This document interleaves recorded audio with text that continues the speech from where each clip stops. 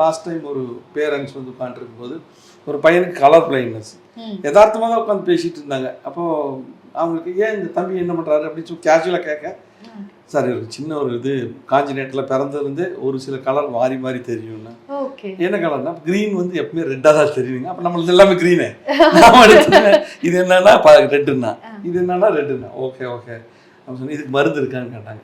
எனக்கு தெரியாது, ட்ரை பண்ணுறேன். ஏன்னா இது எல்லாமே கரெக்ட் பண்ணுறது. பட் கான்ஜினேட்டல்லாம் வி ஆல்வேஸ் சஸ்பெக்ட், முடியாது சொல்ல முடியாதுங்கிறது. பட் ட்ரை பண்ணுங்க. ஓகே எத்தனை மாதம்? எனக்கு 3 மாதம் டைம் கொடுங்க. அதில் 20% ரெடி ஆச்சுன்னா ஐ கரெக்ட் இட் 100%. நான் பண்ணி தரோன்னு சொன்னேன்.